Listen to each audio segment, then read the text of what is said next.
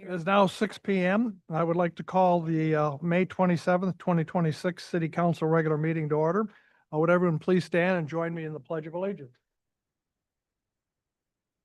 I pledge allegiance to the flag of the United States of America and to the republic for which it stands, one nation, under God, indivisible, with liberty and justice for all.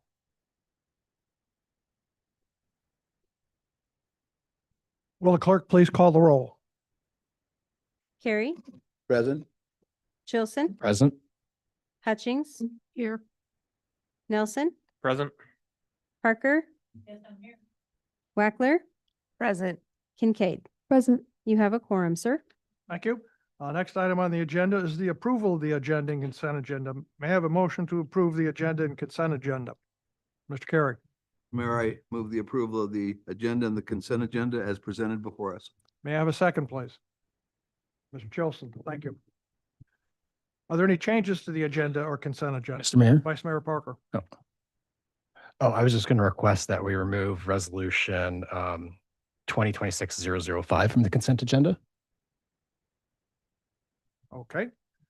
Would the clerk please read the consent agenda?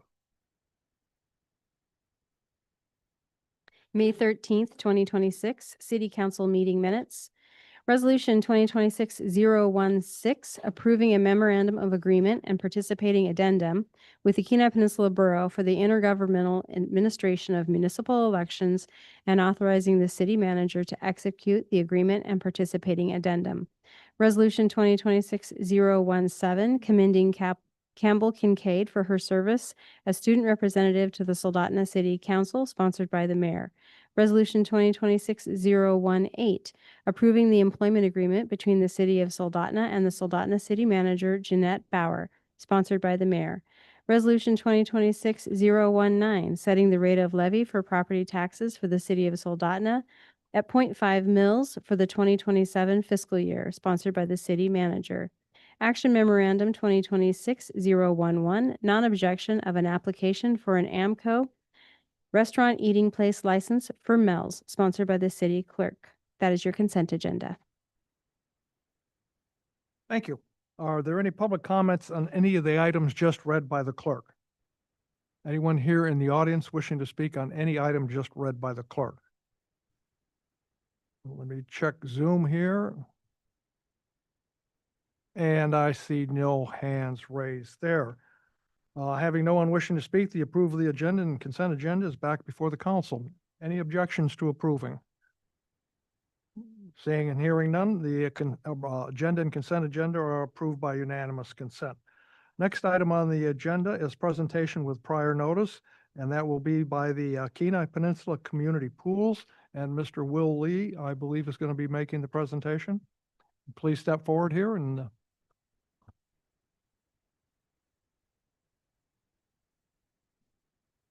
Thank you, Mayor. My name's Willie. I developed Kenai Peninsula Community Pools as a nonprofit organization to pool. So the PowerPoint is essentially showing you the model. A nonprofit organization to the pool operation outside of the school district. So we would manage, operate program. That's not that is right now the projected which utility cost is around 45. So our request to the city of Soldotna is to partner with us to help offset some.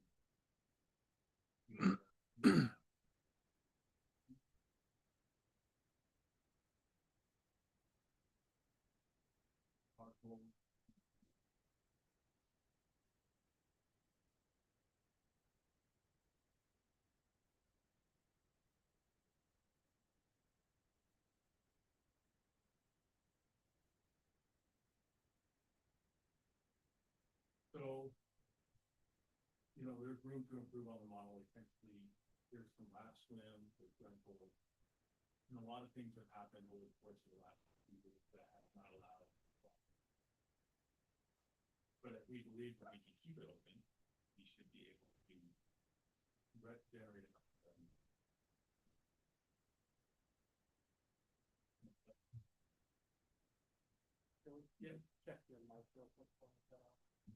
Oh, there we go. Now it's on. Thanks.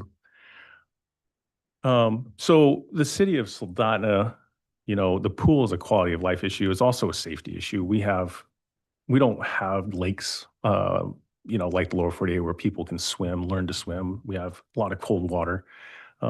So keeping these pools open is a huge deal. One of the things that we're looking for with this money now is to hopefully keep the pool from being drained.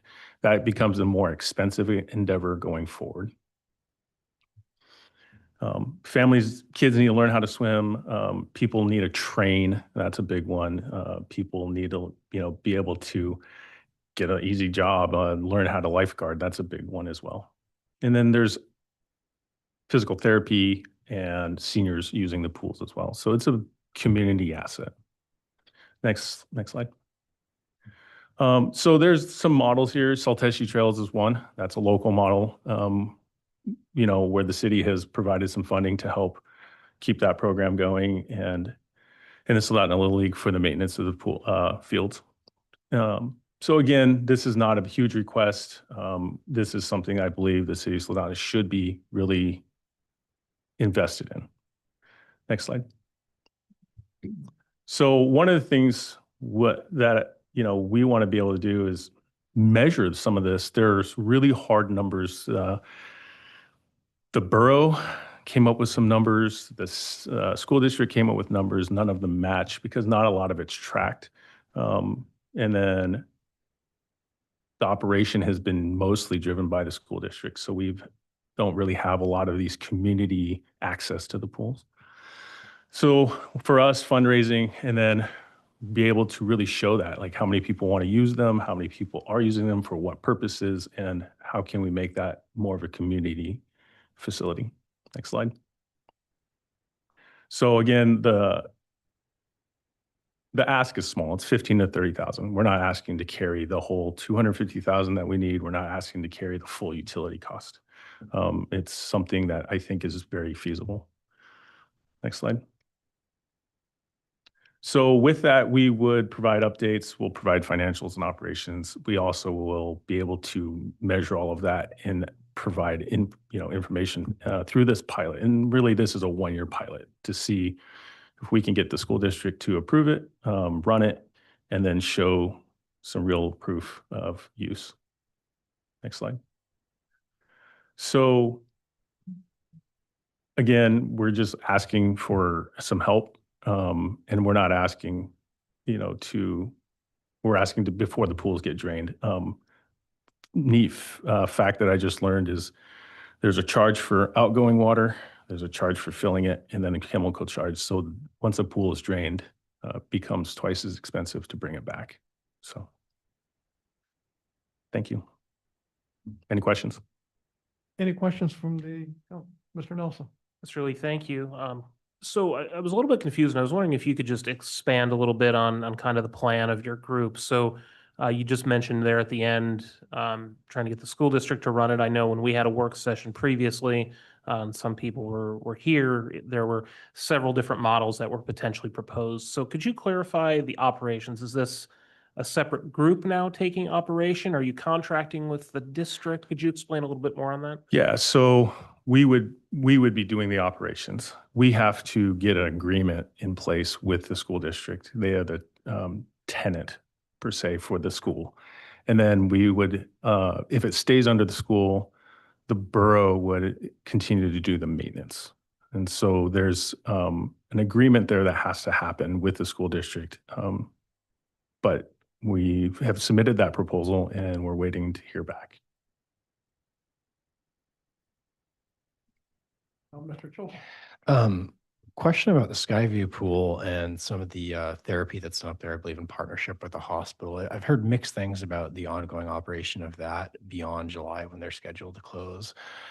Has there been any discussion of maybe consolidating that operation into the Sohai pool, and maybe it would be more fiscally tenable to run one pool in the Soldotna area rather than two. And as part of that, you might be able to do some cost share of the operations with the hospital on the support of running the SOHI pool. Absolutely. I actually have a meeting with the hospital June 5th. Oh, perfect. To talk about that. So there's certainly opportunity there, and certainly consolidating makes sense if it's feasible.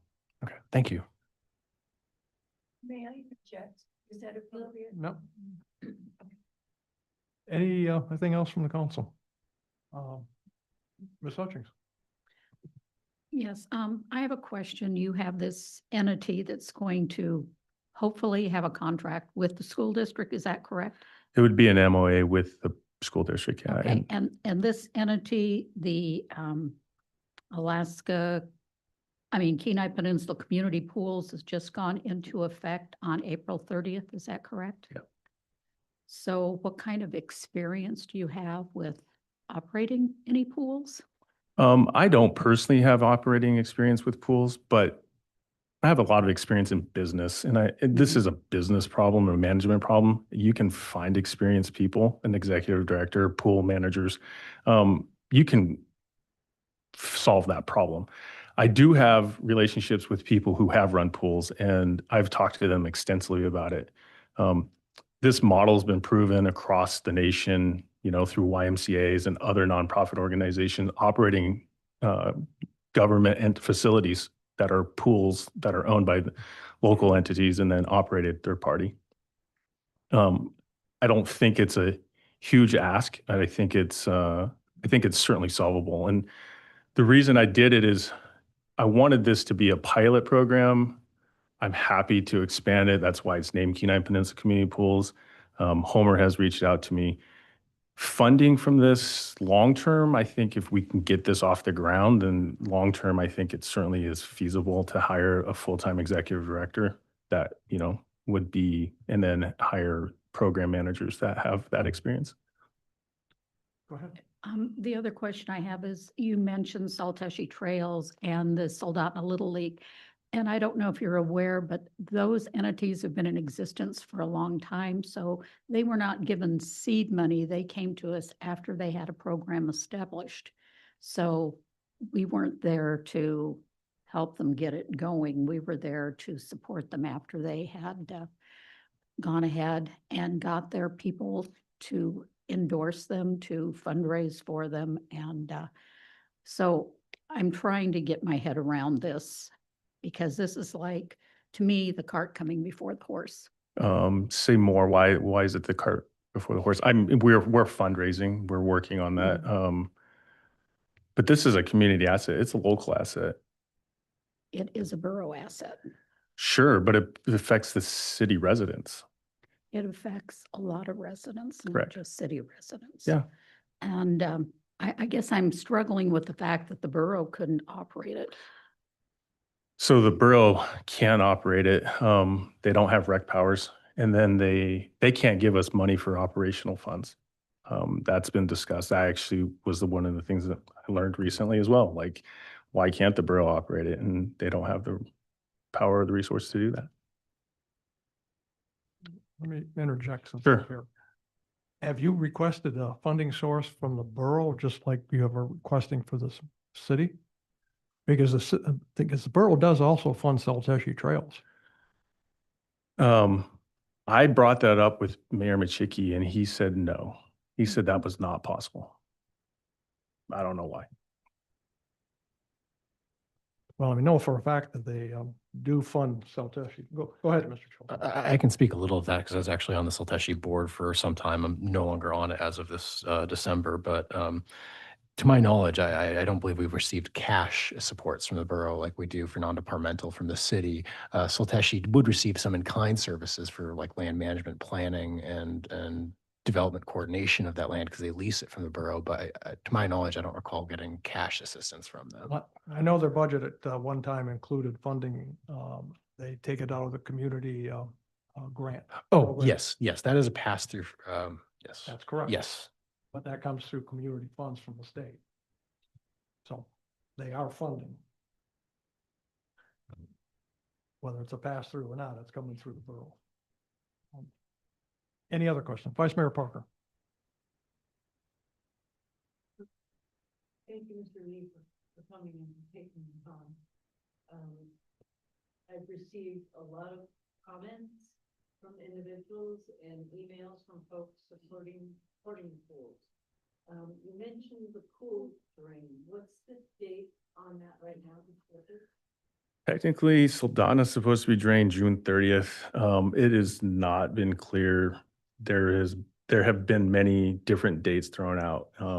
And there is suspect that the school district will drain it earlier because their pool manager will be released at the beginning of June, I believe. So. Go ahead. And you mentioned you're working on an agreement potentially with the school district. Does that include the Peninsula Borough, and what's your time frame for that? So I submitted it to the mayor's office. They are reviewing it and they are going to present it to the school district. I don't know what the time frame is on that. They said within the next couple weeks. So yes, they've said they have expressed that it would be before June 30. Go ahead. A few weeks ago, when the borough and school district were here, we also had members from the pool clubs that came and made presentation. What's your relationship with these pool clubs? So my son's part of the pool club. I don't have any real affiliation with any of them. I took this on mostly from a community standpoint. I'm a local Kenai grad. I've grown up here. I fish. I'm on the water a lot, and I don't swim very well. And I think back to that a lot. And then it was pool access. I still don't go to the pool because pool access is difficult. So I start to think about that from a community that I live in and a state that I enjoy. And I'm like, how would we fix that in the future? You start thinking about CES people needing to practice rescue. Where are they going to do that? We used to have dive classes. We don't really have that anymore. I have friends who taught through the Challenger Learning Center rescue.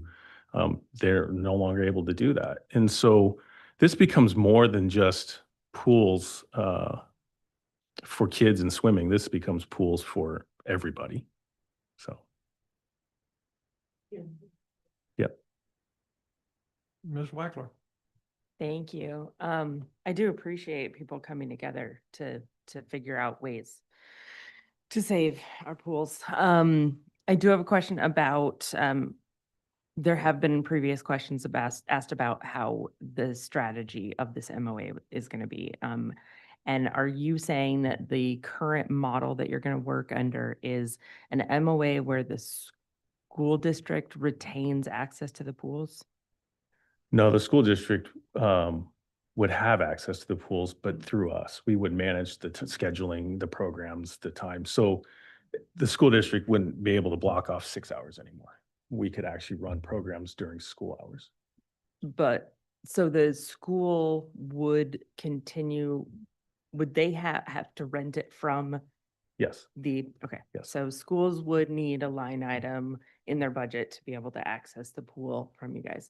And then insurance costs and things like that would be, this association would be taking over management of operations, including utilities, staffing, organizational, and everything. So the only thing that you're expecting the borough to maintain would be the long-term maintenance of. The boilers, the facility itself, decking. There's been some other discussions about, how far does that go? But essentially they own the building, so they would maintain that.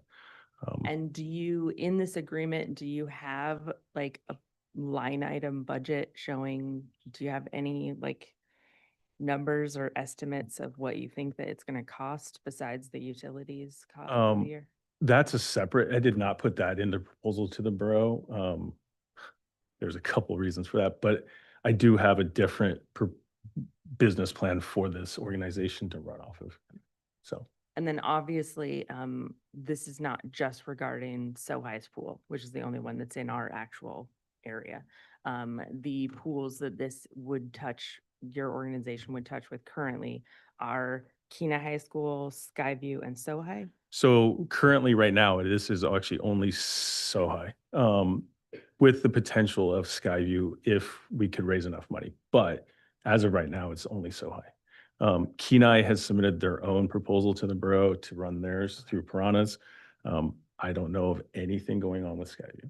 And I have not talked to anybody in Seward or Homer. Okay, About that it, gave me yeah. some clarity because there's a lot of people, a lot of community involvement in this process, a lot of people who are interested in it. And organizationally, I never know whether one entity is Sure. in the same group. Like, we don't know. So this proposal, this request is just for Sohai's operations, That's correct. but it's labeled Kenai Peninsula so that you can potentially expand it. Yeah, if we further. can get the pilot program off and we can run it for this year, we can see if it's feasible. We could essentially expand it to other pools on the peninsula. Do you have any other funding resources that are committed other than, do you have any other sources of funding that have? Yeah, so officially signed off? there's been a big push within the Hillcorp community. They have a lot of donation funds that has been driven. There actually has been some funds already given.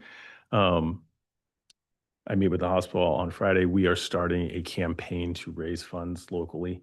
And then looking at Rasmussen Foundation and other grants and other swimming programs that provide funding. Thank you.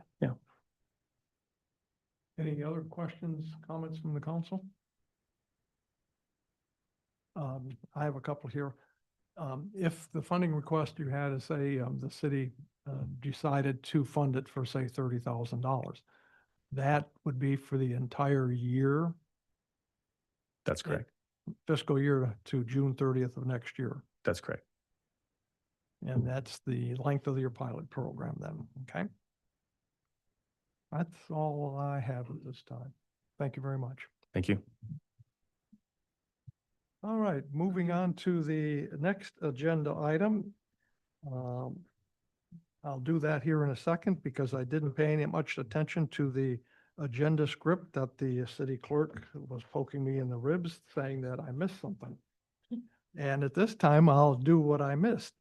And this is Resolution 2026-017, a resolution commending Campbell Kincaid for her service as student representative to the Student City Council, or Soldotna City Council, excuse me. Whereas Soldotna High School student Campbell Kincaid was selected by her peers to represent the student body of Soldotna High School on the Soldotna City Council. And whereas Campbell was appointed as student representative to the Soldotna City Council on September 25th, 2024. And whereas Campbell was reappointed to serve a second term as student representative on September 10th, 2025. And whereas throughout her tenure, Campbell has actively participated in council meetings, contributing thoughtful input and voting on legislative matters in an ex officio capacity. And whereas Campbell consistently provided the council with thorough and insightful reports on student life at Soldotna High School, including academic, athletic, and extracurricular activities. And whereas Campbell has demonstrated professionalism, leadership, and a strong commitment to representing the voices and interests of her fellow students. And whereas Campbell has been a credit to her family, her school, and the greater Soldotna community through her service and character. Now, therefore, be it resolved by the City Council of the City of Soldotna, Alaska, that the Soldotna City Council hereby commends and thanks Campbell Kincaid for her dedicated service as student representative and for her meaningful contributions to the council and the community. And that the Soldotna City Council extends its best wishes to Campbell in her future academic, professional, and personal endeavors. This resolution shall become effective immediately upon its adoption, and that was on 27 May. Congratulations, Campbell.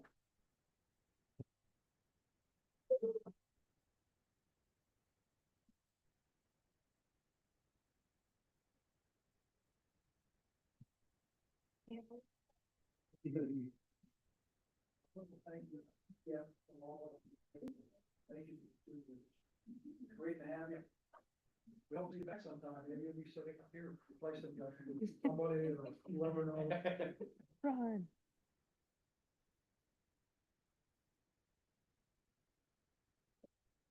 Next item on the agenda, public comments and presentations. Are there any members from the public who would like to speak on any item not appearing on the agenda? Anyone here in the audience wishing to speak on any item not appearing on the agenda? Can you please state your name and address for the record? Jonna Beach, Kenai Peninsula Food Bank in Kenai, or no, Soldotna. Ooh, so sorry. So sorry. Mayor. We're technically K Beach. We're not in city limits. I'm okay. So good afternoon. It's been a minute since I've talked to y'all. Wanted to give you a quick update on what's happening starting Monday. So we are bringing back the Great Kenai Soldotna Food Fight, 2 towns, 1 mission, to see who can feed the most neighbors. Used to be known King of the River. We've changed the name. So starting on June 1st, so June 30th of this year, we are doing a community food drive. We have 6 drop-off locations.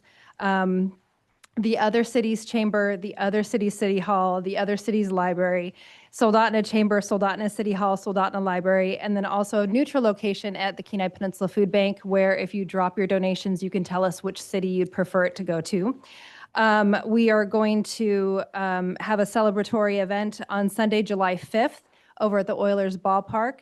The winning town's mayor is going to be throwing out the first pitch, so warm up your shoulder.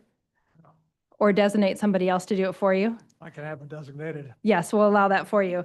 And so we are really excited to bring this event back. The Oilers were not in town last year, and so we're partnering with Boys and Girls Club for fun shenanigans that day, and just to be able to thank the community and celebrate this wonderful event. Outside of that, I have questions I have answers if you guys have questions. Any comments from the council? I do have one. Yes, sir. How about one at the field house? Yeah, I know, I saw your email, and I appreciate the suggestion, but we wanted equal locations in each city. So if I sneak one out there, La, la, la, la, la, la, la. anything else from the council? Thank you very much. You're very welcome. Thank y'all so much. Anyone else in the audience wishing to speak on any item not appearing on the agenda? Well, let me take a look at Zoom. And I see no hands raised there. Moving on to the next agenda item, which will be Assembly and Legislative Report. And I see no one from the Assembly here, nor on Zoom, and no legislators. They hopefully are all down in Juneau right now, again. Next item, public hearings. First one, Ordinance 2026-013, increasing estimated revenues and appropriations by $38,485 in the utility fund for lift station monitoring system replacement, introduced by the city manager. May I have a motion to enact? Mr. Nelson. Thank you, Mr. Whitney. Motion to enact ordinance 2026-013. May I have a second, please? Thank you, Mr. Carey. A report from the administration. Thank you, Mayor. This ordinance would appropriate funding necessary to replace our SCADA monitoring system for our 16 sewer lift stations that are throughout the city. The existing systems are about 20 years old. The current provider will sunset their support for those systems on June 30th. Anticipating this, the utility department has actually installed their newest system as well as a competitor's in one of our lift stations and tested it out for a series of time. Based on that experience, they are proposing to continue using the link to site Xylem lift station monitoring systems. It comes with a installation cost of about $22,900, as well as equipment from Xylem at about $15,500. There's an annual cost to operate these. This is the monitoring system that allows us to know the levels, the sewer levels in our various lift stations as they rise and fall, and as the pumps kick on and off. It lets us know the amps that the pumps are running at, and lets us know if power outages happen. So it's a fairly critical piece of monitoring equipment. The good news is the selected manufacturer and product will integrate seamlessly with our existing infrastructure, so it's actually the cheaper option. And one other thing to note in Utility Manager Hayes' memo is that over the next few years, they will also be phasing out the associated pump controllers.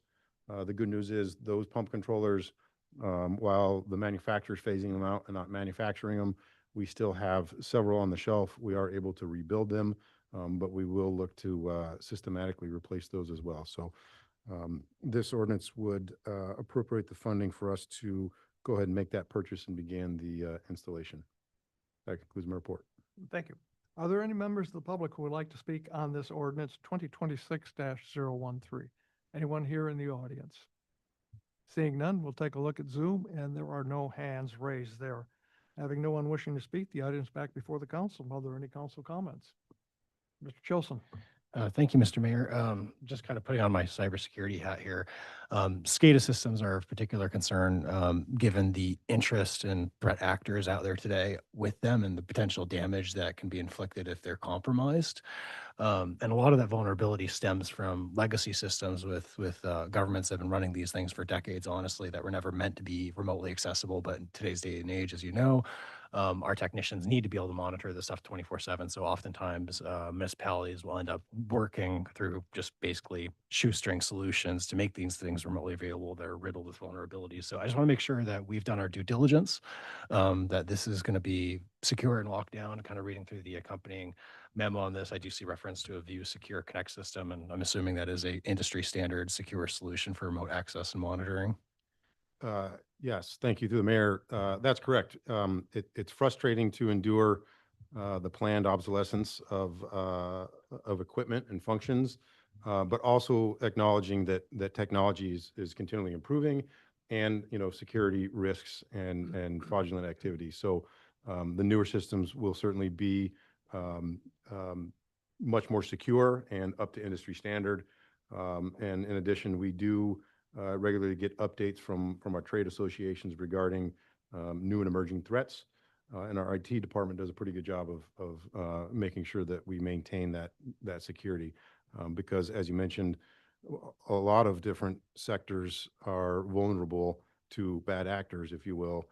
But water and sewer is one of them, with the remote connectivity associated with it that is sometimes a prime target. So this does incorporate the safety and security features that are most up to date. I assume we're covering our bases, but I appreciate the confirmation. Thank you. Any other council comments? Seeing and hearing none, are there any objections to approving ordinance 2026-013?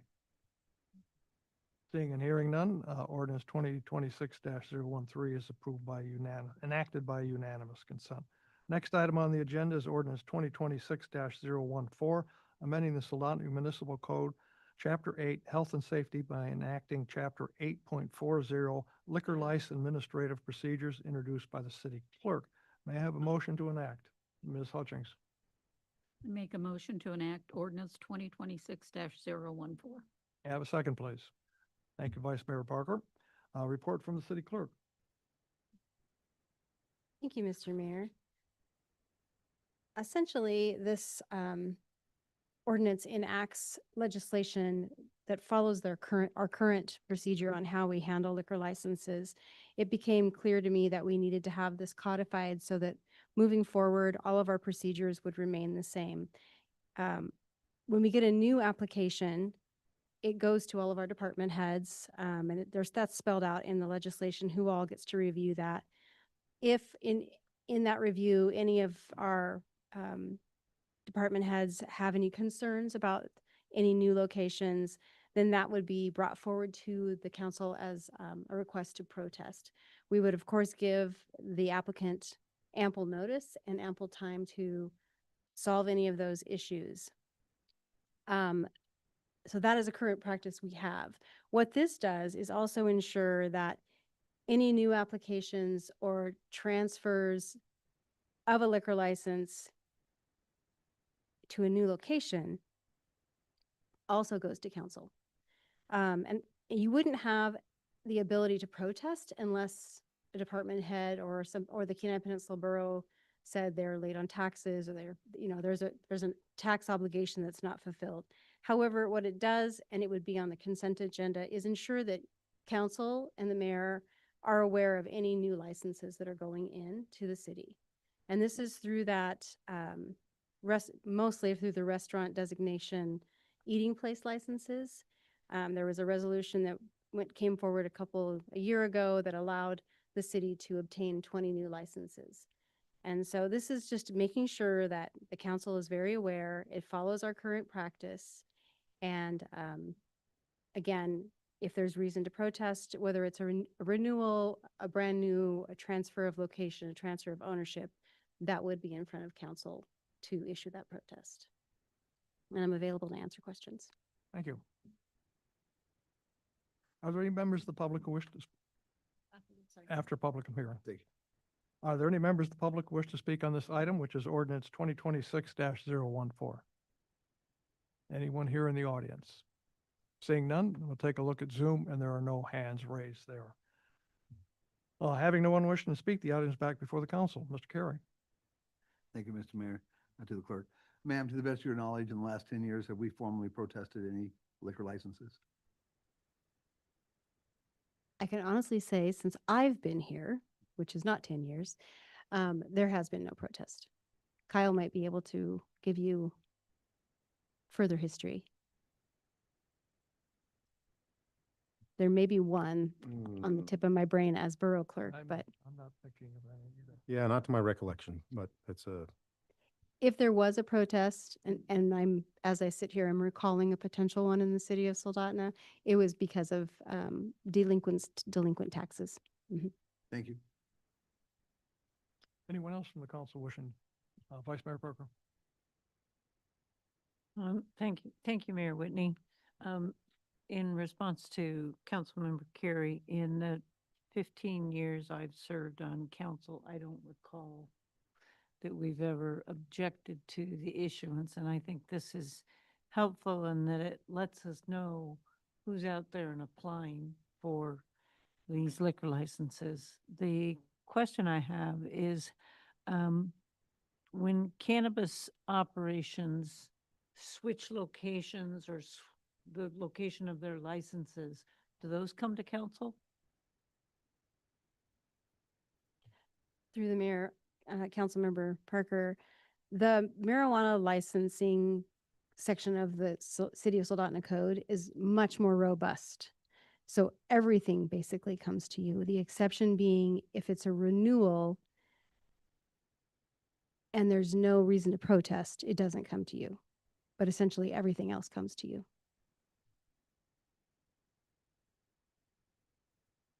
Anything else from the council? Seeing none, are there any objections to enacting ordinance 2026-014? Seeing and hearing none, ordinance 2026-014 is approved, enacted by unanimous consent. Next item on the agenda is new business, and that would be resolution 2026-005, adopting a public comment and public testimony policy introduced by Councilmember Chilson and the mayor. May I have a motion to adopt? Thank you, Councilmember? Mr. Mayor. I would make a motion to adopt resolution 2026-005. May I have a second, please? Thank you, Mr. Nelson. A report from Councilmember Chilson. Okay, thank you, Mr. Mayor. I can speak to the origin of this and some of the reasoning behind this policy and why we have it before you tonight. Some of the background on it really originated with discussion we were having with the clerk's department on the future of Zoom and remote participation in general with our council meetings. There've been a number of municipalities that have been phasing out Zoom and remote participation since COVID has gone away. I personally was of the opinion that we should retain Zoom access in some form, but set guardrails. We've invested quite a bit of infrastructure in all this equipment we see around us and the software to support it and making ourselves remotely available to the public. And I feel it has been a benefit. However, I believe we can do it in a more efficient and safe manner to make sure that it's secure.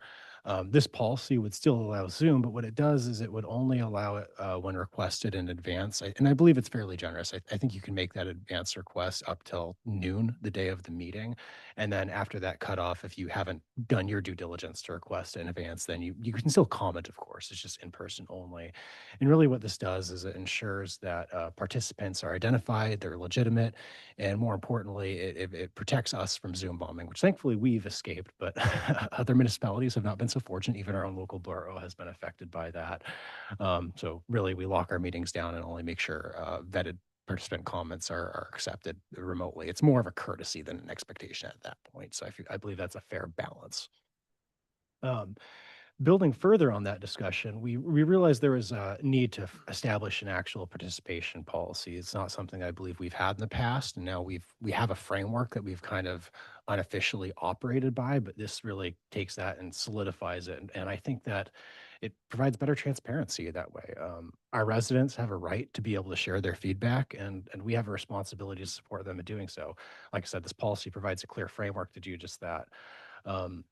In the crafting of this policy, it was a long collaborative process with our clerk's department, our city manager, legal, the mayor, and myself, and we went through a lot of revisions and back and forth on this and try to find a policy that establishes our needs as a city and covers all of our bases. We did a lot of research on what other municipalities are doing, as well as reviewing case law for any relevant rulings we needed to consider with updating the way we operate. And after many revisions, we did land on the assembled policy that's before you for consideration tonight. In practice, the policy that I'm proposing with the mayor mostly formalizes the way that we're already conducting our meetings. There are a couple changes, but they're fairly minor. Like I said, there's the remote participation one. Like I mentioned, where we're now requiring pre-approval for remote comments. It's more of a courtesy at that point than an expected right, and secures it and vets our participants. The other thing relating to remote participation is establishing rules on no chairing of meetings remotely.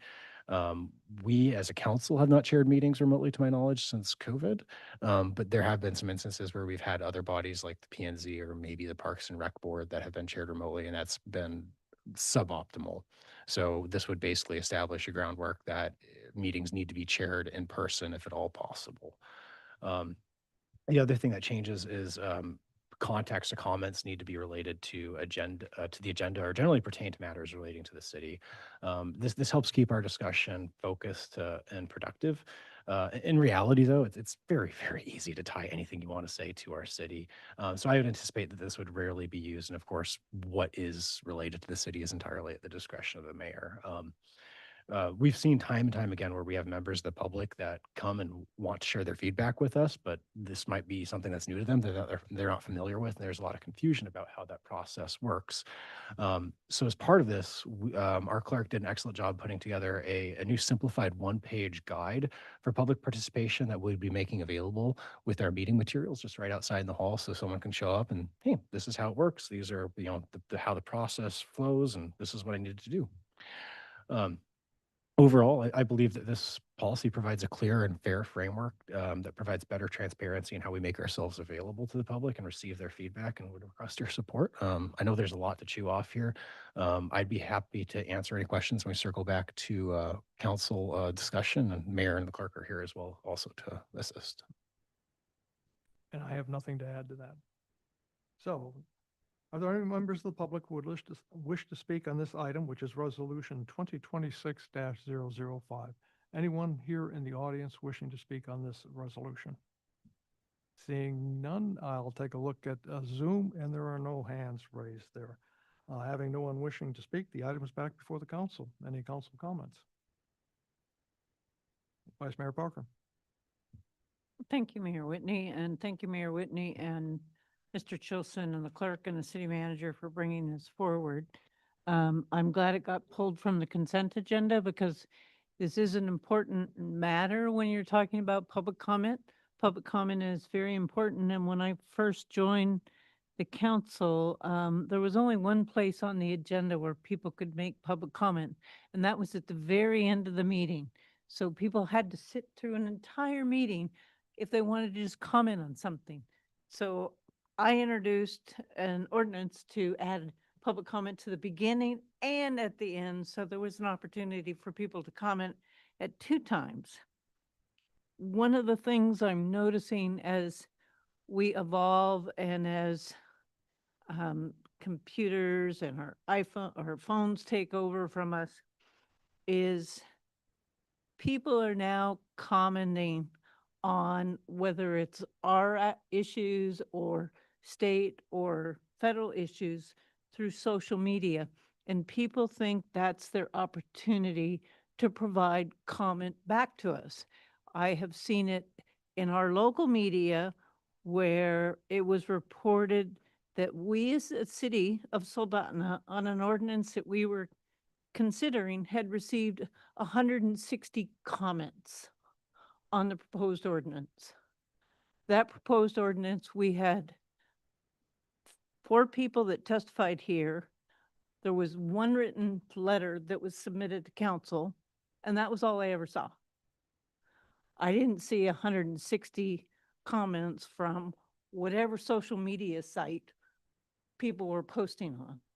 So it needs to be clear that when people are providing comments on issues that we're talking about that directly affect the city of Soldotna and the city residents, those comments need to be submitted either here in person at the council meeting or in writing through the clerk's office or directly to council members. Social media doesn't count, but people think that it does. And there's too many social media sites out there for an individual to be able to track everything and keep up on it. So I think it needs to be clear to the public out there that if you really want to comment to us, reach out. Our phone numbers are posted on the website. Our email addresses are there. We're all about town, so it's easy to find us.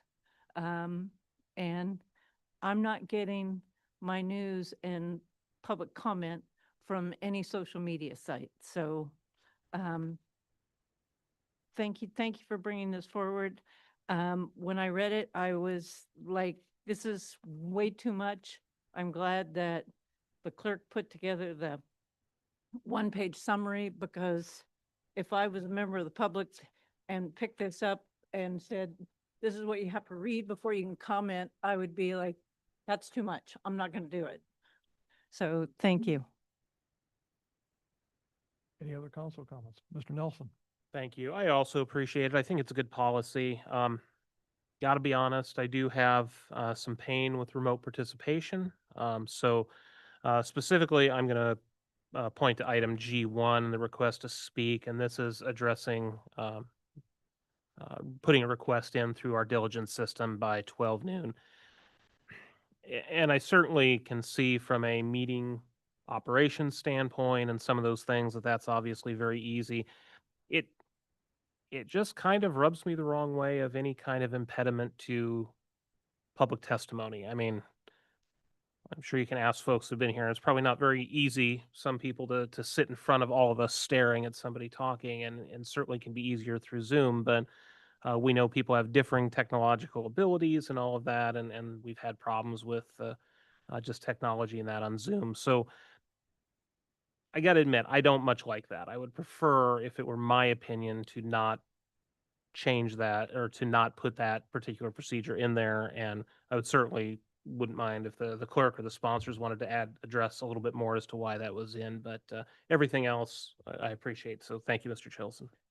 Go ahead, Mr. If I may speak to that, I believe the thought process behind that again is we would be continuing to make Zoom available because again, it's an asset to the community. I think there is value in making ourselves available remotely for those that either can't make it in person or not comfortable in person. But I believe it is important that we have the ability to vet it through formally submitting a request to speak. However, I do understand your point about potential technical roadblocks and making them go through the diligent portal to do that. I guess I'm going to redirect this conversation to our clerk and raise the question: if we were to do a simple amendment to that section, just said using the request to speak feature in diligent or through coordination with directly with the clerk, something along those lines. Do you have any concerns about that? No, sir. Okay. diligent. So to that end, I'm going to make a motion to amend that. I'm just give me a moment here to compose my thoughts on the wording. So I'm going to be making a motion to amend section G1, right at the very end by the period, or through direct coordination with the clerk, unless you have other phrasing that you would like to use in that section. Okay. Is that the motion? That is my motion, Mr. Mayor.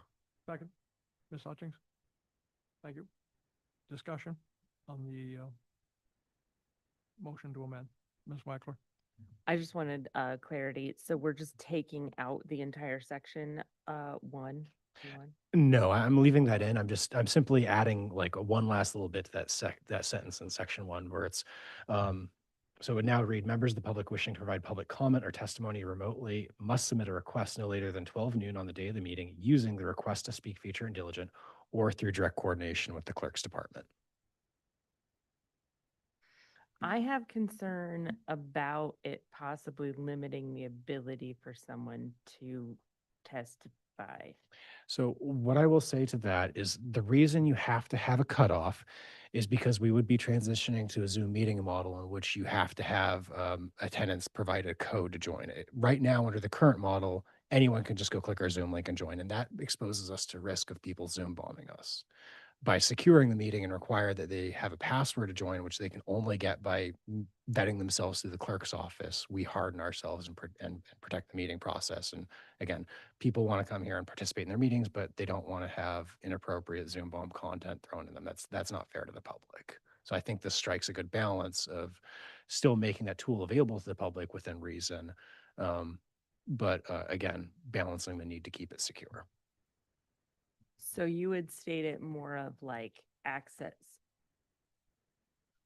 We're not technically using the Zoom platform in the same manner with which we've been using it before. We're going to have. Correct. Because again, right now it's an open meeting. Anyone can join at any time without any approval needed through the clerk's office. If we transition to a model, well, now you click the Zoom link, you need to provide a meeting code to join. You can't join unless you have that code. And it's not fair to our clerk to allow someone to come like 2 minutes before a meeting starts and says, hey, I need the code. Can you set me up to join? There has to be a reasonable cutoff that allows our clerk to still focus on the meeting the day of. I think 12 noon is completely reasonable. Because again, the discussion that we started with is, should we take this away like many other municipalities are doing? And I don't support that. I think this is a great tool for the community, but we need to find a balance to make it accessible and keep it secure. Any other comments? We'll vote on the amendment, which reads diligent or through direct coordination with the clerk. Call for the roll.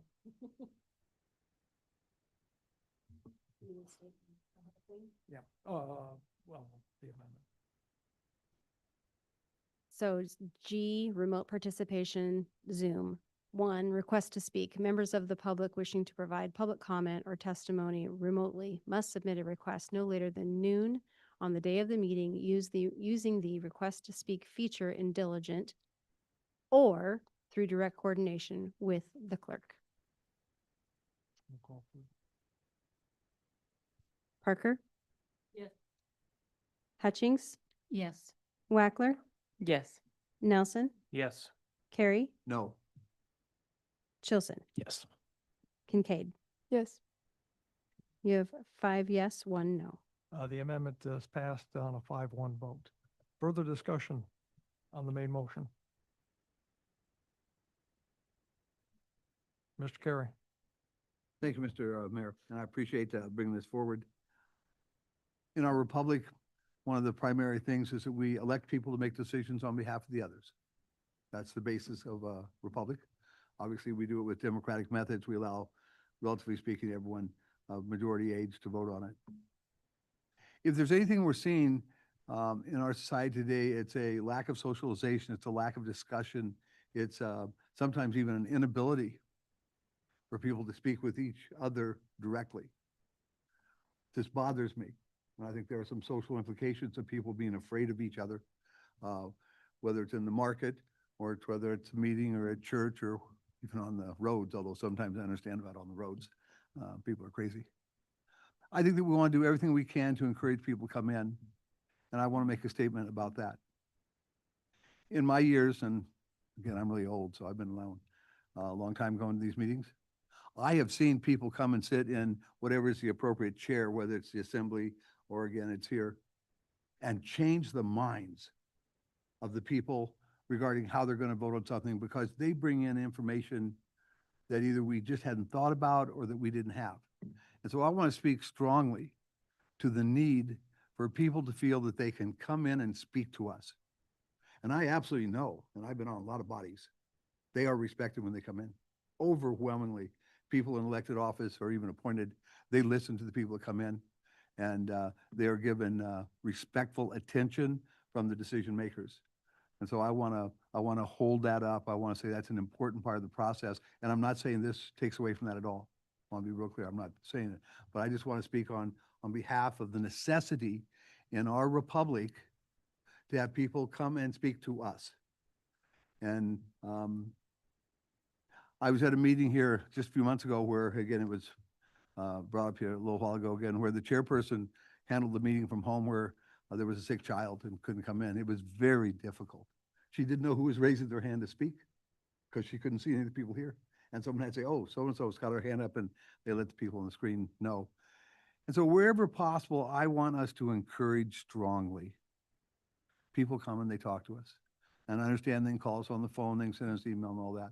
But I think an intimate part of democracy working in our republic is for people to feel that they are welcomed, that they will be respected, and that those individuals listening are open-minded enough to realize that they don't have all the information.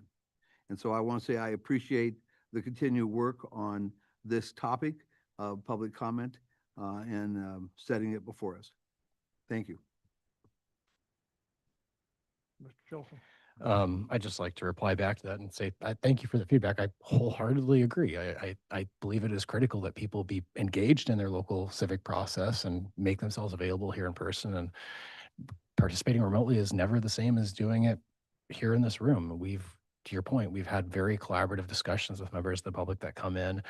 However, we've also had a number of people that are commenting remotely that are often subject matter experts that might be traveling or outside of the city and just not able to participate in person. So I guess from my stance, I like to take the carrot approach rather than the stick, and rather than taking Zoom away entirely and forcing them to come in or losing the ability to hear from members of the public that wouldn't be able to come in if we took away this medium. Do all that we can to make this a positive experience and encourage them to take that step. And I think for people that are participating through Zoom, I think that they see through the cameras. You know, any meeting afterwards, you often see the feed with council members getting up and hobnobbing with members of the public, people coming up and giving comment in person, and saying, "Oh, that person's providing comment. And they're being friendly with them." It's not a terrifying group. Like, we want people to come out and engage us. And I would much rather be the friendly council that takes the carrot approach and just welcomes people and helps transition that thought perspective on being afraid of coming in. So I think we do that well, and I think we're making good progress in that direction. And then to your point about the remotely chairing of the meetings and the disaster that has been and could be if we left it unchecked, that's one other reason exactly why we need this policy, is to stop that from happening again and removing the ability for our heads of legislative bodies to chair remotely, because that's been a disaster in some instances and really needs to be corrected. So thank you. I do appreciate that feedback. Anything else from anyone? My comments are, we encourage people to come in. We want to listen. We want to make a decision that is agreeable and beneficial to our entire community. So we listen to everyone. We don't differentiate between somebody who lives outside the city to someone who lives inside the city. Personally, 50 years ago, it used to be you had to come in to talk. Nowadays, we've gotten a little modern and too much Zoom. We'd rather see you in here. So, call for the vote. Roll call. Chilson, Yes. Harry, Yes? Hutchings, Yes. Wackler, Yes.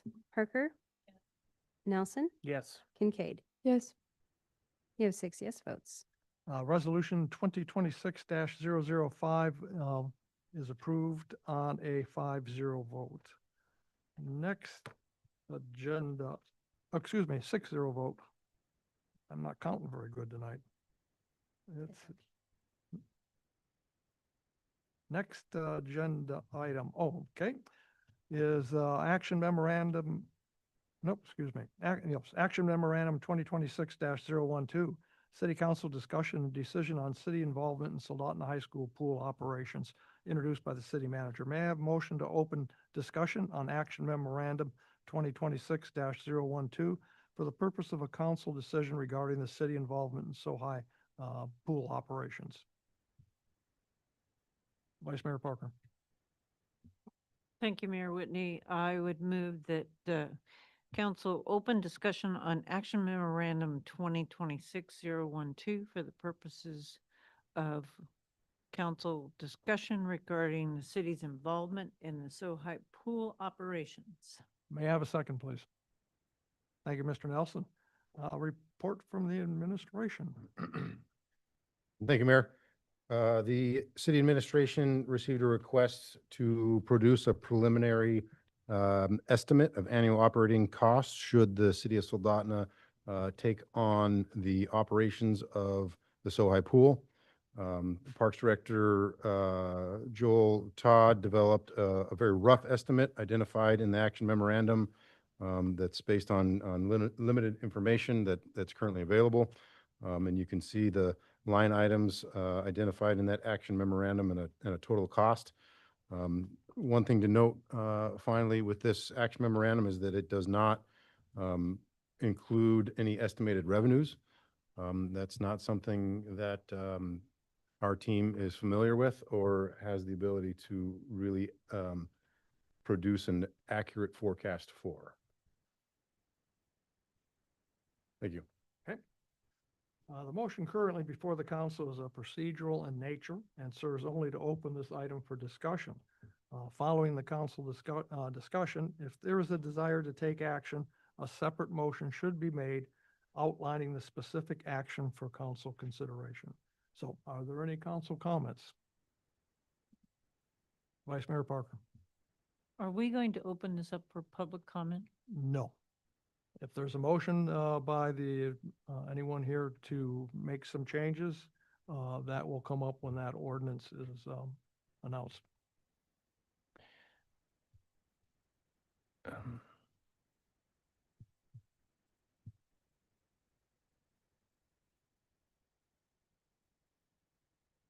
Anyone? Go ahead. Mr. Chilson? Thank you, Mr. Mayor. It's, as you all know, this has been a very long discussion. There's a lot of passion behind this project and a desire to see this valuable community asset remain open. I think one of the consistent frustrations that we've all felt going through this process is the lack of information and clarity from the borough and the school district on options available to us moving forward to help keep the pool open. Kind of synthesizing it down, it seems like we really have 3 options before us. The option that was presented to us at our work session with the district and the borough being the model in which the KPVSD continues to be the sole operator. However, we just provide financial assistance for the utilities, the pool manager, and some other costs. I believe that was a projected $213,000 annual spend.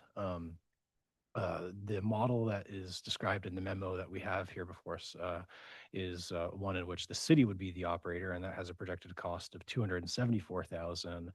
And then we have a third alternative that was presented to us tonight, in which we have a community group be the operator, and we would be providing some additional assistance direct to them, and that has a cap of about $30,000 based on their request. I think just looking at the numbers, one of those choices stands out as the more reasonable one among the 3 of them. I know that there has been some discussion about the viability of this group, being that it is a new group that's still trying to get some momentum going. And I would say, based off of the information I think that we've been presented on tonight, and more so on the community meeting, which I wish we would have had more attendance in the council at, but I did attend that, and there was great information in that, much more in-depth presentation.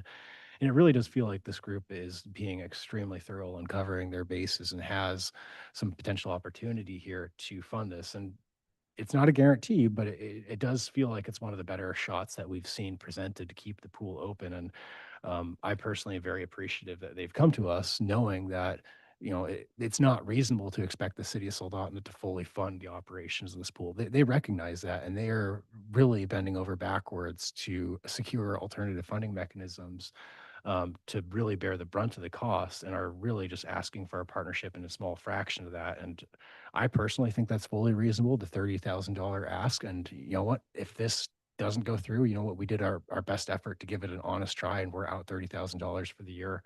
We can survive that. I don't know how I feel about us providing that funding in perpetuity, but I think $30,000 for a 1-year pilot is fully reasonable, and I personally support that. As far as the implementation mechanism for that, I'm not sure specifically how that would go. I would assume that would be a non-departmental funding line item. So my intent would be to coordinate with the city manager sometime following this meeting to start discussion on what it would take to bring forward an amendment to the budget to include a $30,000 line item for non-departmental, unless a city administration president knows that there would have to be a different mechanism to provide that funding avenue. Any other comments? Mr. Carey? Thank you, Mr. Mayor. Conflict of interest laws are very clear in terms of, the primary thing is that people need to know, that the decision makers, if they have any connections with the decision being made. So I want to state, first of all, I do not believe I have a conflict of interest, but I want to leave that to the council. I'm the vice president of the Bridges Community Network. We have over 100 nonprofits throughout this community that we sign on the bank accounts. During this month, I was one of the Bridges signers dealing with the group that we're dealing with in terms of running of the pool. And so I want to say that doesn't affect me financially in any way whatsoever, but I want to acknowledge that the funds that this group would have will come through Bridges, which would then turn all of them over to this group. And so I want to notify the group that it could be perceived that I have a conflict because I am one of the signers on the bank account for this group, only in my role as vice president of Bridges.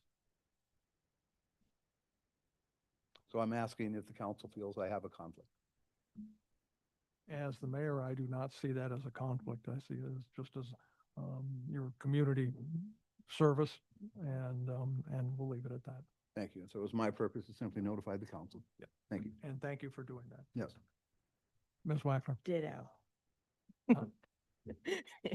Ditto. I serve on the board of directors of Bridges as well. So I didn't perceive it as a conflict, but since it's been brought up, I also serve on the board of Bridges Community Resources Network. Mr. Chilson? I guess while we're on the conflict train, Mr. Carey does raise a good point. I am not on the Bridges board with those two. However, I am an employee of the Kenai Peninsula Borough School District. I could see maybe the perception that would be a conflict if we were pursuing the model in which we cut a check to the school district to operate the pools. In that scenario, I don't even think that would be a conflict personally, because I don't benefit from that in any way other than I'm a pool user and I do want to see the pools open. I think they're a great community asset. I personally would love to be able to use them. But I'm personally advocating for $30,000 in direct non-departmental funding. So I will leave that to your discretion to determine conflict. And Ms. Wackler, I do not see yours as a conflict. There again, it's community service. We live in a small community. A lot of us sit on different boards. And ditto for you, Mr. Chilson. Any other comments from the council? Vice Mayor Parker.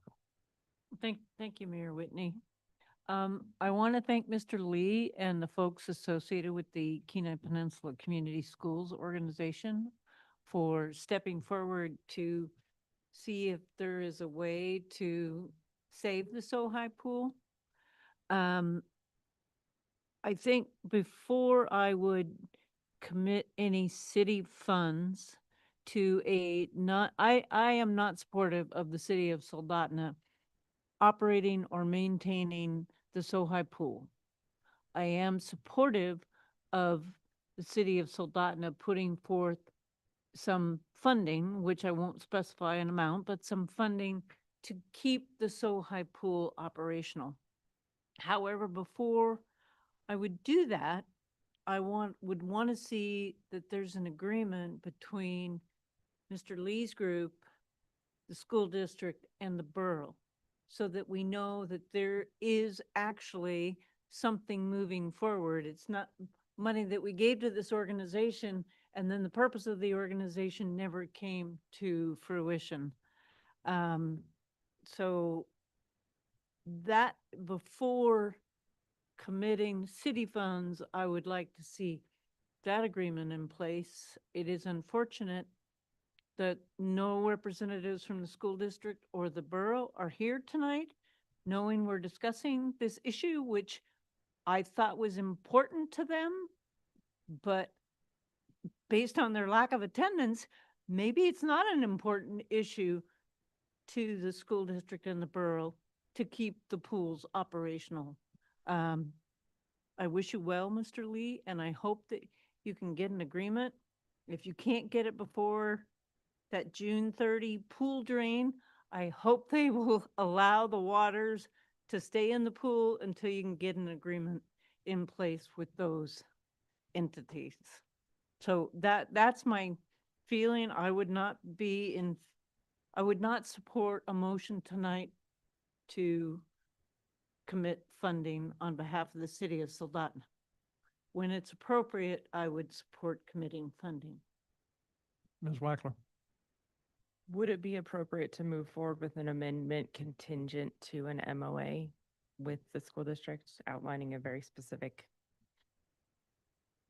through the mayor? I believe Jordan may have an answer to that question. What you're saying is we make a decision tonight, some sort of a decision tonight on possibly funding the organization contingent on them coming back to us with a memorandum of agreement that they have with the school district and the borough. Correct. There's a lot of players attached to this situation, and it may help them achieve an MOA with the school district and the borough to show that there are players involved and interested in helping this effort. But Jordan would like to comment.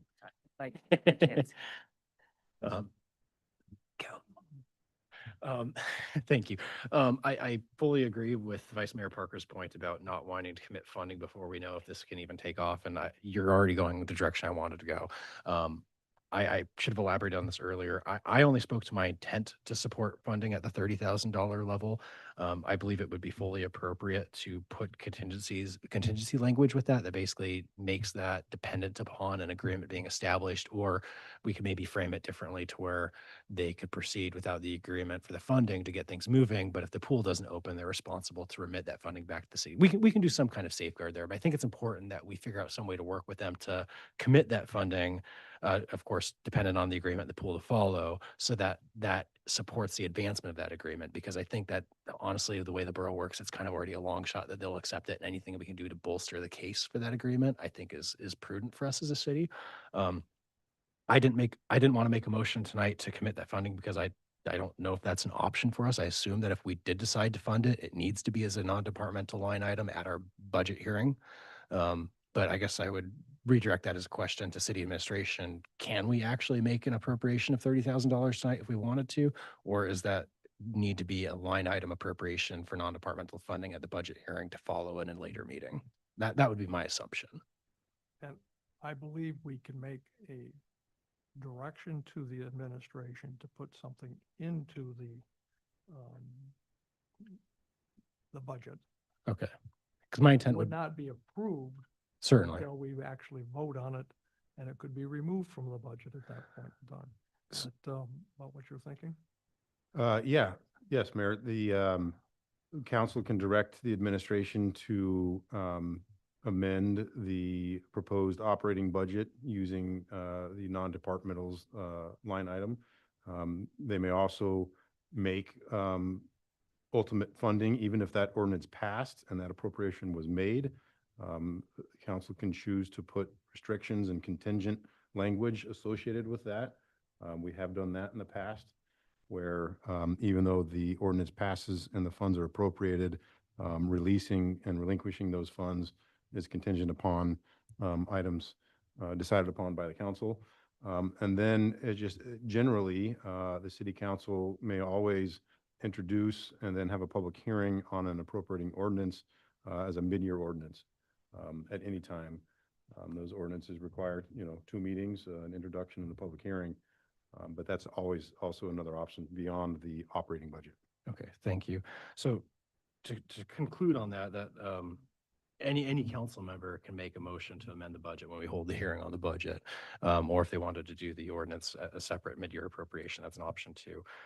My intent personally as a council member would to bring forward a motion at that meeting to amend the budget and establish a non-departmental line item at $30,000 to support this group. I do believe it is important there is guardrail language with that amendment to secure those funds and make sure they're used for the intended purpose. So Vice Mayor Parker, if you'd like, I'd love to collaborate with you maybe after this meeting and the city manager and see if we can come up with some kind of language that would do that if you're interested. Otherwise, any other council member is of course able to bring forward any other motion if they feel this needs to be handled differently. Any other discussions? Mr. Nelson. Thank you. Since we started this discussion, I was really not in favor of this city touching these pools with a 10-foot pole. And it's certainly not that I'm against pools, which I'm certainly am 100% in favor of these pools continuing operating. I would like to say during our discussion, this is my opinion only as one person, but I would like to say on the record that what I'm very disappointed in during this process is the borough administration and the school district leadership have been completely unresponsive and unhelpful in providing accurate information. Now, I'm not singling out any one person, but as a process, this has been abhorrent how this has been handled. That best word I can give you. So for the record, I want to state that I do not think it is the city's responsibility to fix the problems of these 2 other levels of government. Now, that being said, I am still 100% in favor of pools. We do have a precedent for supporting organizations like this. I am much more in favor, no matter what the amount, quite frankly, of funding Mr. Lee and his group than any of those 2 other governmental entities, quite frankly, and having some independent control in some of those things. So I'm going to support what comes forward. Probably not my favorite thing, but I did ask at the question about the fund balance at our work session before this meeting, just for this purpose. And our finance director and city manager have indicated that, that is still a positive thing in the finances of the city. There won't be a negative effect. If I could make a suggestion, I don't know if this makes it any easier or not. We may wish to direct the administration, I'll point this to Mr. Chilson and Vice Mayor Parker, to direct the administration to add that to the budget so our finance staff can get all that sorted without having to do it last minute. And it may even be maybe a budget note in there that the funds aren't released until a resolution is passed or something similar. But I would 100% support, at the very least, there needs to be an executed operating agreement with these parties before city funds are actually dispersed. So I appreciate everyone coming out, and I, quite frankly, my objections and my hesitation to your group is more because I think you're going to have difficulty with those parties I've already mentioned. But I wish you the best of luck, and it's not a personal opinion, but I will say usually when we talk with other levels of government, the borough, the school district included, it's a very productive conversation. It simply was not this time, and I just wanted to put that on the record. Thank you. Would it be agreeable if we just direct the administration to put a line item in the budget under the non-governmental portion, leaving it blank, and that discussion could take place at the June 24th meeting? I would fully support that, along with the addition of language that provides guardrails for the use and distribution of those funds. Yeah, definitely with that language. Okay, excellent. And if they can secure that memorandum of agreement between the borough, between themselves, the borough and the school district, it can be presented before our June 24th meeting. And we've already gotten over that hurdle. Mr. Carey? Thank you, Mr. Mayor. In our discussion and providing information, I would hope it would include the fact that the voters of this borough voted to have pools in those schools. There was a positive vote. 1982, I went around with the proposals, and that time there were 5 schools, including Nikiski and Skyview, and on behalf of the assembly, went around to all the communities in favor of these schools with pools. And so that, I think that we want to keep in mind, this is what the people said they wanted. I'd like to see a vote, see whether or not the people want the school districts to stop funding the pools. I don't think the people would say they want them to stop funding, but that's not our point. My major thing is the people have said they want the pools. I think we should maintain having that service provided to our kids. We have more lakes and waters than any other state in the nation. And per capita, we have the highest amount of drownings. It's a safety issue. I think we have to do everything we can to try to provide everyone, adults and otherwise, with the ability to swim. So I certainly support the direction that we're moving in terms of more dialogue to support the community and support the government institutions to keep these pools open. Thank you. Anything else? Actually, I'm going to ask Ms. Kincaid to give her thoughts, because she's one of the users of those pools as a student. Formerly as a student. Yes, formerly as a student as of a week ago. I have always been a pool user. I used to be on swim team and I loved it. I loved using the pool and it was one of my favorite things to do after school and to use. I think it's really important. I've talked to different students in the area about their relationship with the pool and about them learning to swim and about the importance of that. I've looked into it and I think it would be important to partner, especially this next year, and try out, the program and figure it out and to see if that would be something that we could do. Because even like one more year with pools and trying to get that going and have different opportunities to see if there's any other solutions or see if there's any other kind of funding would be really important to kind of get the word out, because a lot of people don't know what's going on. I was talking with our school principal after our first work session about this, and she wasn't really sure what was going on either.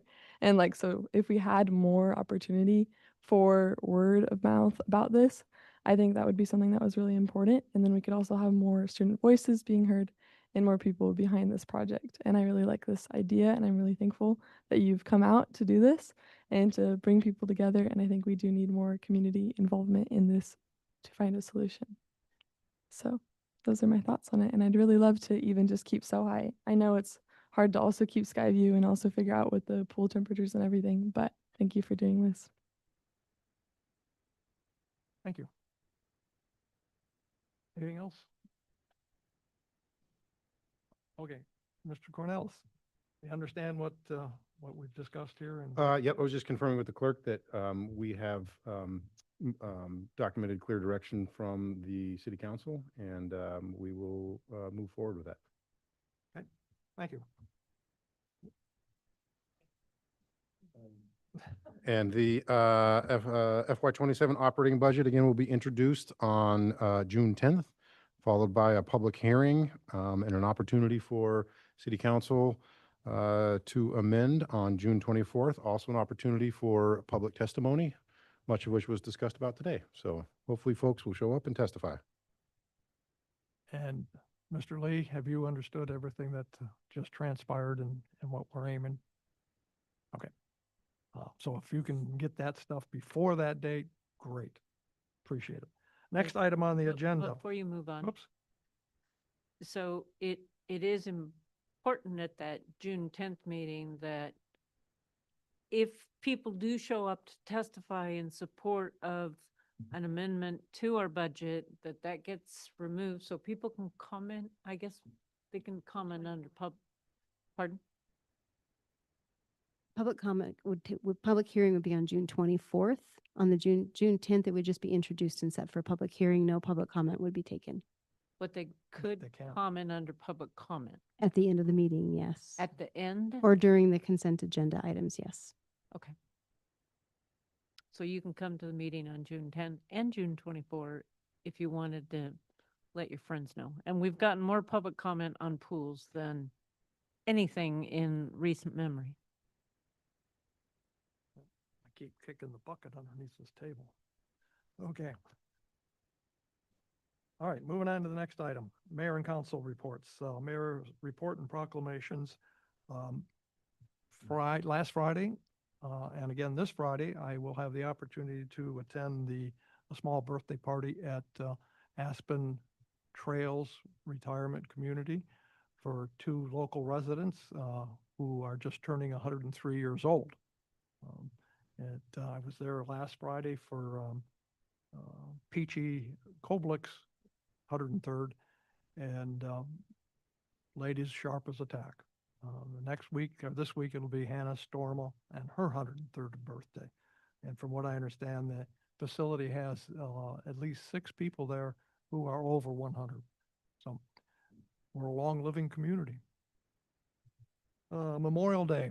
Memorial Day was Monday, and Councilmember Carey and myself had the opportunity to attend the Memorial Day services at the cemetery. It was very moving, very,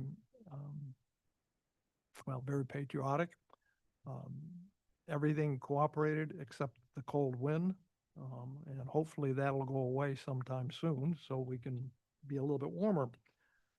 This afternoon, or this morning, Mr. Cornelis and myself had an opportunity to have a meeting with a representative from Glen Farn and one from Alaska LNG, and that would have been Ella Edie and Jordan Engel to discuss the LNG project and what effect it might have on the city of Soldotna if the legislation that is up before the state right now passes.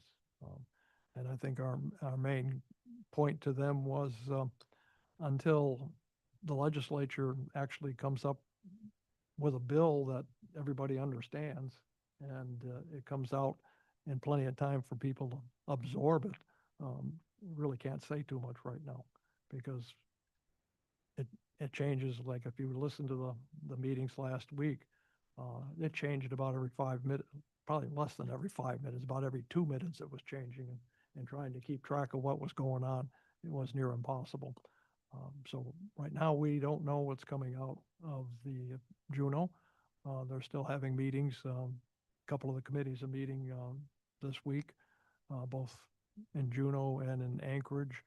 And there was some hint that future meetings will take place in Anchorage before they make a final decision on what's going to pass or not pass. And that concludes mine. Next item on the agenda is a report from the city manager. Thank you, Mayor. I'll be brief, just touch on a few of the items in City Manager Bauer's report. The council adopted a resolution identifying legislative priorities. Pleased to report that at least 2 of those priorities have been forwarded by Senator Murkowski to the appropriate subcommittee.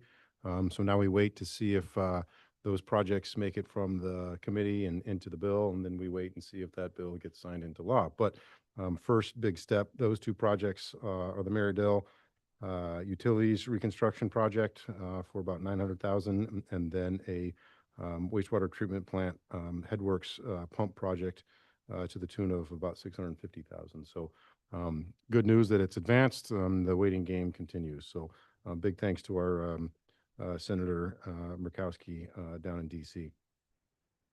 The Alaska Permanent Capital Management Quarterly Report is included in your packet. This is the firm that manages our investment portfolio. The good news continues to be that our portfolio is performing well through the 3rd quarter, despite continued market volatility and mixed equity market performance. But it continues to be a good source of revenue and a good source of funding for our capital projects. The last thing is scholarship awards. The city administers 3 scholarship funding programs. You'll see it in the city manager's report there, and a memo from Finance Director Imholt identifies the selected recipients for the 3 scholarship funds. Sorry. That concludes my report. Any questions? Reading and talking at the same time, sorry. Any questions for Mr. Cornelis? Maybe you can add a little information on the funding of the grant for the traffic signalization at Arena, because I might mention that graduation the other day I have never seen so many vehicles trying to get in and out of that facility as there was that day. It was unbelievable. Thank you, Mayor. Yes, the city was recently informed that we were successful in a grant application for rural and tribal assistance for a planning project. And that planning project is a signalization study at the intersection of Arena Avenue and K Beach Road, where the field house, the ice arena, across the street, we've got Soldotna Trails. It's on the Unity Trail. It connects to our trails behind the ice rink going down to Centennial Park and town and the bridge. So it's it's quite the mixture of non-motorized and motorized traffic with some really peak volumes when there are events, et cetera. So we intend to evaluate the needs and warrants to install non-motorized and pedestrian amenities as well as signalization for vehicular traffic. To advance the project, we need to demonstrate that there's a need rather than just intuitively, as you just mentioned, Mayor, that there's obviously a need there, but we need to do the engineering and the study and the metrics to show that indeed the need exists. That will take us all the way through an environmental review and a 35% design level, which will position us very well to seek construction funding and advance it towards the construction phase. So we have been actually this morning had a Teams conference with DOT and collaborated with them on this and other STIP projects, and look forward to working with the state as a partner or to collaborate with them to ensure that the final work product meets their needs and criteria to hopefully integrate it into their planning process for funding, since K Beach Road is a state right of way. So exciting news, a lot of work ahead. We haven't even executed the grant agreement, but we're working towards that. I think our start date will be October of this year by the time we work our way through the federal paperwork process. And I think there's a 3-year period of performance, but we'll hope to get it done before that. This will be a grant that we administer, not DOT, so it'll get done quicker, That's correct. at least in this century. Can I ask? Go ahead. So it's 3 years to just do the study? And then another 3 years to maybe put in a traffic light? So Councilmember Carey's right, 5+ years. I have faith in Mr. Cornelis that it'll get done quicker than that. Or else. Okay. Next item on the agenda is public comments. Are there any members of the public would like to speak on any item? Please step forward and state your name and address for the record. Jonna Beach, resident of Kenai, the other city. I wanted to take a second and just thank you guys for what you do. As somebody that's been in the public policy arena for 15 years plus on the muni, on the borough, on the state and the federal level, I was very excited to hear about what you guys are trying to do in regards to public testimony. I have a friend currently that I'm walking through teaching her what the public process is about. We've attended the school board meeting where they did get Zoom bombed. We attended Borough Assembly last week, and she wasn't able to be here tonight. But a lot of people think that the government operates behind closed doors, and it's this cloak and dagger, and it's a sleight of hand, and they don't realize until you get into it how incredibly open all of these meetings are. All of the agendas are posted on the website. The clerks do an amazing job, the staff does an amazing job, and I'm excited to see that you guys are taking the initiative to make it easier on the public to come in and do business with y'all, because it is scary for somebody that doesn't understand the process. So kudos to you on that. In regards to the pool stuff, I've been a master swimmer for 15 years. I'm one of the few certified adult learn to swim instructors on the peninsula, so I know the importance of the pools. I have not been involved in this recent pool discussion, but I have been involved in prior pool discussions. And the pools need to stay open. However mechanism that happens, there is a life safety issue here on the Kenai with as much water as we have access to. There's a lot of parents that can't swim, so their children can't swim, but yet they go out on boats.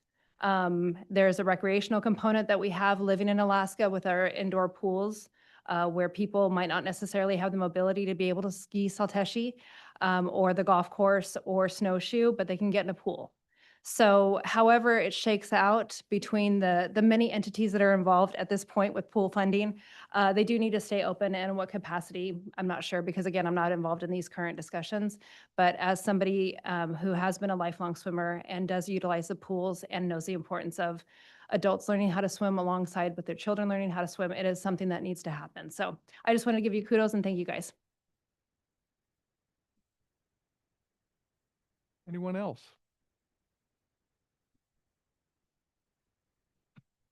Will Lee, resident city of Soldotna. I just want to thank the council for listening and putting in the motion, and we will do our best to provide that information to you by June 24th. Thank you. Anyone else? And state your name and address for the record, please. My name is Amy Cassidy. My address is 124 Henrich Circle in Soldotna. As the meeting began, I messaged some various mom groups that I'm in the town and let them know that I was sitting here and if they had anything to say.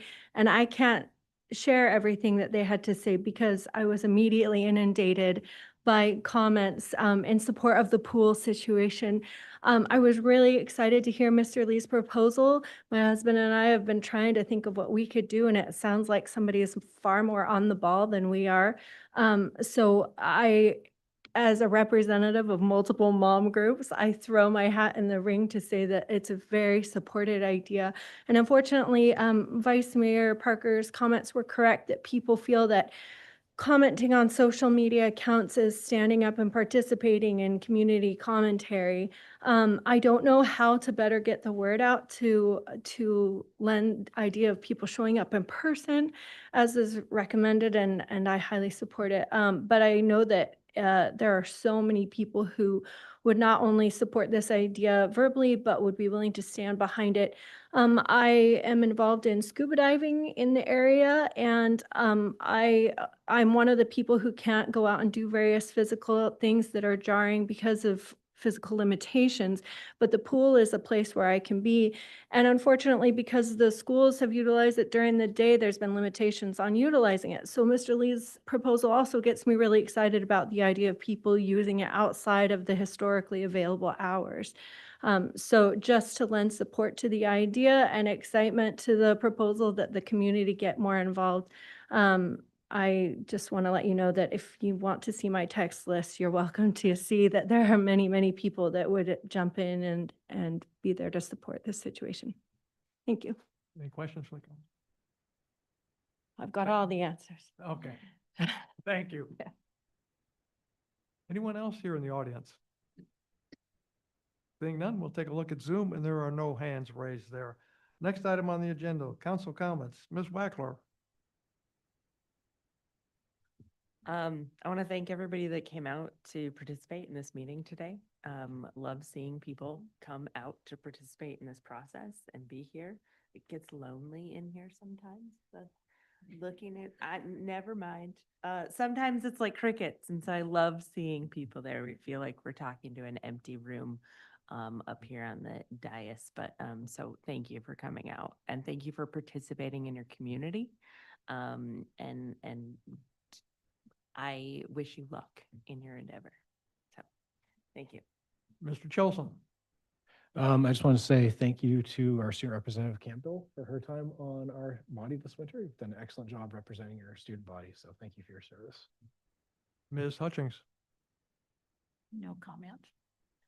Vice Mayor Parker. Thank you, Mayor Whitney. My only comment is to Campbell Kincaid.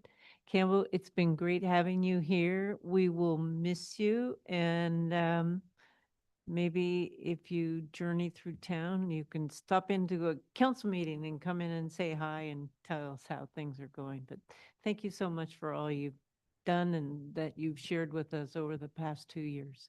Good luck to you. Mr. Carey. Thank you, Mr. Mayor. I agree, it's been a very good meeting. I also notice I very much enjoy the enhancement that we've had throughout this year of the student art on all the walls, and I really miss the fact that it's not there right now. And so I look forward very much to when we once again have all those young people letting us see part of their genius and their creativity and their intuition. Thank you. Mr. Nelson. I've ever gone last, Mr. Whitney. So I just want to say thank you for everybody that came in. Like has been said before, it's interesting. I've been reading a book on some American history, and one of the concepts that the author is talking about in relation to some past is civic literacy. And so thank you for coming in and participating. Feel free to share with other folks that we're really nice people. We don't bite, so we enjoy people coming in here. The other thing I will say is just encourage people to be careful and be safe in the summer. I will not tell you how I almost got hit 3 times in about 5 minutes at 9 a.m. this morning, but I think the boats and the visitors and good weather are here and people aren't paying attention. So happy summer. And we saved the best for last. Ms. Kincaid.